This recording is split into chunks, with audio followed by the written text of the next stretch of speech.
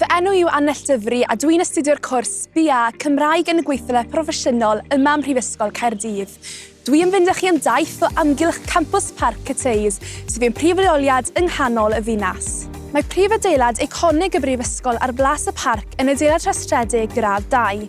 Mae'n gartref i'r ysgol Cemeg ac ysgol gwyddorau'r ddeiar a'r ymgylchedd, yn ogystal â sefydliad darganfod meddyginiaethau sy'n rhan o ysgol y biowyddorau. Mae nifer o labordau i ddysgu israddedigion, y llyfrgell wyddoniaeth a sawl darlithfa yn yr adeilad trawiadol hwn. Mae'n myfyrwyr yn astudio ochr yn ochr ar ymchwilwyr o radd flaenaf, gan fod y sefydliad Catalysis Caerdydd a'r cyfleuser systemau palio hinsawdd yn yr un adeilad. Gyferbyn ar prif adeilad, mae gerddi hardd Alexandra. Y gerddi coffa hyn yw canolbwynt canolfan ddinesig Caerdydd, gydag Amgueddfa Genedlaethol Cymru, Neuadd Dinas Caerdydd, Llys y Goron a Phencadlys Llywodraeth Cymru gerllaw. Mae hwn yn llecyn tawl braf os ydych chi eisiau mynd am dro neu ymlacio ychydig. Ond os oes gennych fwy o amser, beth am y draw i Barc Biwt? Dyma fan gwyrdd agored mwyaf Caerdydd, gyda chaeau, coetir, gerddi ac afon taf.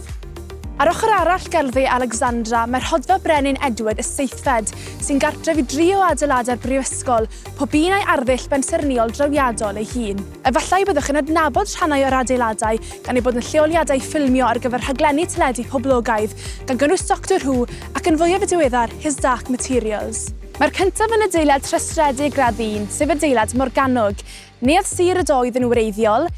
Y tu ôl i'r bensaerniaeth syfrdanol a'r cerfluniau clasurol, mae ysgolion y gwyddorau cymdeithasol a daearyddiaeth a chynllunio. Mae siambr gyngor gylchol, ystafelloedd pwyllgor, ystafelloedd seminar a darlithfeydd yn yr adeilad hwn. Drws nesaf i Morgannwg mae gennym adeilad Biwt. Mae adeilad Biwt yn un arall yn hadeiladau rhestredig gradd 2 ac ar hyn o bryd yn rhan o raglen fuddsoddi gwerth miliynau o bunnoedd i uwchraddio i'n cyfleusterau. Mae'n gartref i Ysgol Pensaerniaeth Cymru, sy'n un o'r ysgolion pensaerniaeth gorau yn y Deyrnas Unedig. Y tu mewn fe welwch y llyfrgell pensaerniaeth ynghyd â chyfleusterau amrywiol gan gynnwys labordy sirnio digidol. Ymhellach i lawr y ffordd mae adeilad Redwood. Dyma gartref yr Ysgol Fferylliaeth a Gwyddorau Fferyllol, sydd wedi bod yn hyfforddi fferyllwyr ers dros 100 mlynedd. Y tu mewn mae 6 ystafell ymgynghori o radd flaenaf, labordau newydd eu hadnewyddu a mentrau ymchwil sy'n arwain y byd, gan gynnwys ein prosiect Pharmabees. Rownd y gornel o adeilad y Redwood, y tu ôl i'r cerflun trawiadol gan yr artist enwog, y fynesig Barbara Hepworth, dyma'n ysgol gerddoriaeth. Y tu mewn mae neuadd gynger 250 o seddi, ystafelloedd ensemble a studios acwstic trydan. Dyma llyfrgell y celfyddydau ac astudiaethau cymdeithasol, sef y llyfrgell fwyaf ym Mhrifysgol Caerdydd ac yn gartref i archifau a chasgliadau arbennig y brifysgol. Mae gennym nifer o lyfrgelloedd ar draws ein 2 gampws, gyda mynediad at dros 1.1 miliwn o lyfrau a hyd at 1.5 miliwn o lyfrau, cofnodolion ac adnoddau ar-lein. Dyma adeilad John Percival sy'n cynnwys yr Ysgol Hanes, Archeoleg a Chrefydd, yr Ysgol Saesneg, Cyfathrebu ac Athroniaeth ac Ysgol y Gymraeg. Mae mewn labordau a chyfleusterau ar gyfer profiadau ymarferol os ydych yn astudio cadwriaeth neu archeoleg. Mae ymgaffi poblogaidd hefyd ar y llawr gwaelod. Yr adeiladau nesaf yw Ysgol Busnes Caerdydd, ein hysgol academaidd fwyaf. Adeilad Aberconwy yw calon yr ysgol gyda'i lyfrgell bwrpasol ei hun. Mae hefyd yn cynnwys hwb yr israddedigion, y parth cyfleoedd, y rheolwr lleoliadau a staff gyrfawdd ac astudio dramor. Adeilad Dewlin Hodge sydd nesaf sydd yn ar darlithfeydd mwyaf yn y brifysgol, cyfleuser cyfrifiaduron fawr a ffreitur i fyfyrwyr ymlacio rhwng ei darlithoedd. Yn olaf, yn y ganolfan addysgu o'r raddedig, mae'r llawr masnachu ffug fwyaf yng Nghymru, sef cyfle i o'r-raddedigion ac israddedigion brofi sut beth yw bywyd go iawn yn y gefnewidfa stoc. Gyferbyn ar Ysgol Busnes, mae'n ysgol optometreg a gwyddorau'r golwg. Mae'n gyfleuster addysgu ac ymchwil pwrpasol gyda glinig llygad ei hun. Mae ar agor i'r cyhoedd felly mae'r myfyrwyr yn medru ymarfer ar gleifion go iawn. Ymhellach ymlaen, mae gennym yn campws ar Loesef.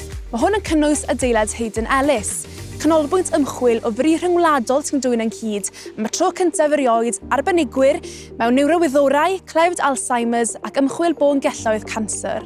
Y drws nesaf mae Cubric, canolfan ymchwil dylweddu'r ymennydd Prifysgol Caerdydd, sy'n un o gyfleusterau blaenllaw Ewrop ar gyfer ymchwil dylweddu'r ymennydd. Wrth fynd yn ôl i ran ganolog Campws Parc y Teis, rydyn ni'n dod i Ysgol y Gyfraith a Gwleidyddiaeth. Mae uned pro bono yn rhoi cyfle i fyfyrwyr ennill profiad a gweithio gydag aelodau o'r gymuned i roi cymorth cyfreithiol yn rhad ac am ddim. Mae'r myfyrwyr sy'n gweithio ar un o'r cynlluniau hyn, Prosiect Dieogrwydd, wedi helpu wrth droi 2 eogfarn yn y llys a pêl.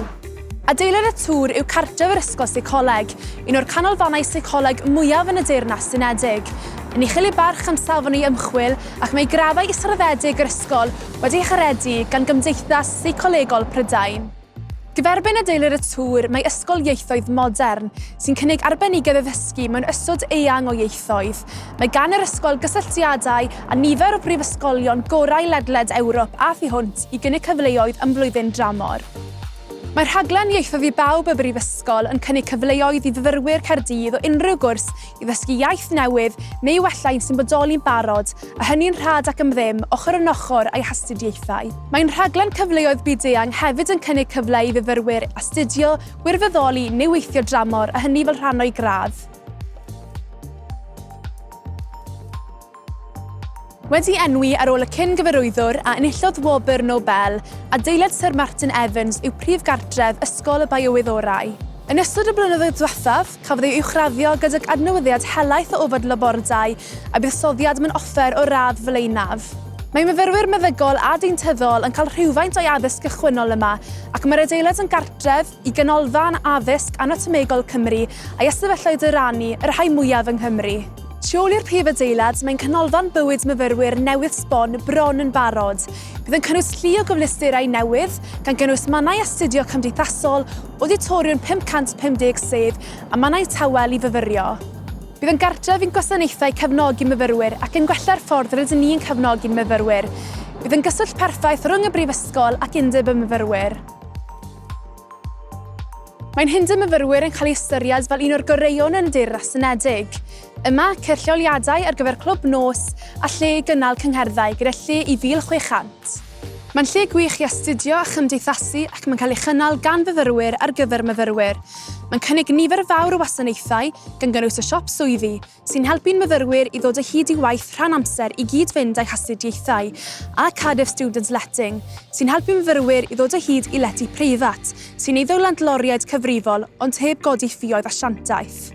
I'r dde o adeilad yr undeb, mae'r ganolfan ffitrwydd a datblygiad corfforol. Mae'r ystafell ffitrwydd ar 3 llawr.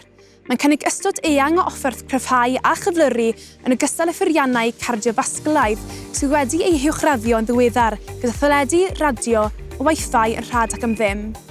Wrth ymyl y ganolfan ffitrwydd a gorsaf drenau cyteis, mae cartref newydd yr Ysgol Mathemateg a'r Ysgol Cyfrifiadureg a Gwybodeg.